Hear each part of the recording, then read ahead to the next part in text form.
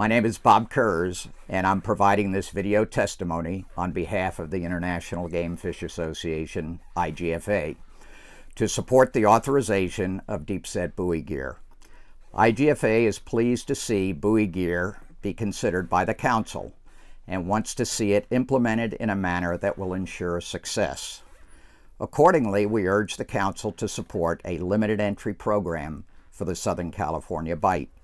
It goes without saying it will be far easier to grow the deep-set buoy gear fishery sustainably and make interim course corrections than potentially having to scale it back due to unforeseen problems or conflicts.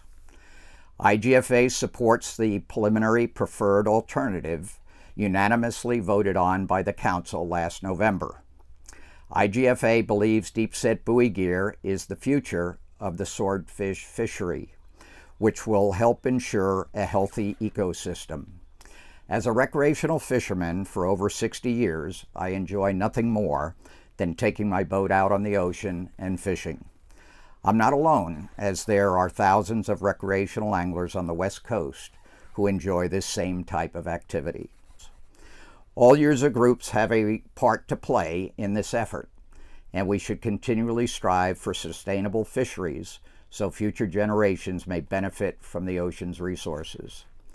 In closing, I respectfully urge the Council to support final authorization of deep-set buoy gear under a limited entry program for the Southern California bite. Thank you for your consideration.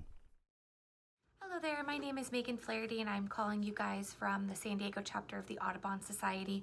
Boise was a little bit too far to make it to the meeting in person, but I did want to let the Council know our chapter's views on one of your agenda items, which is the authorization of limited entry deep-set buoy gear.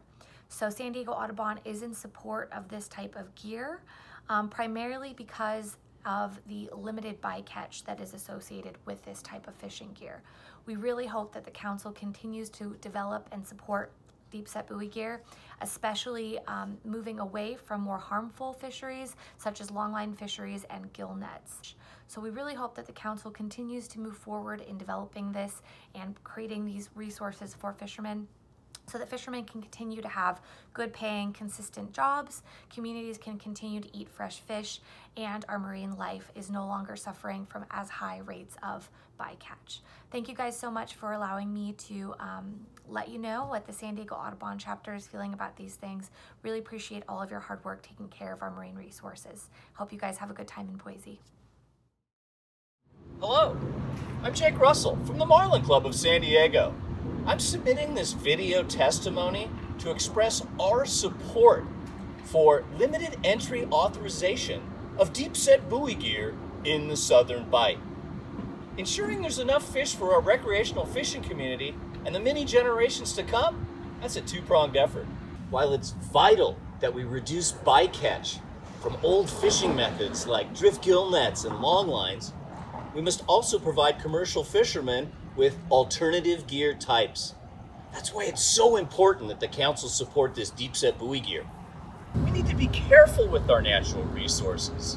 Fish in the ocean are not unlimited, and if we're not careful, there won't be a marlin left swimming on the California coast. I urge the Council to please support the authorization of deep-set buoy gear. And from the Marlin Club, thank you for your time.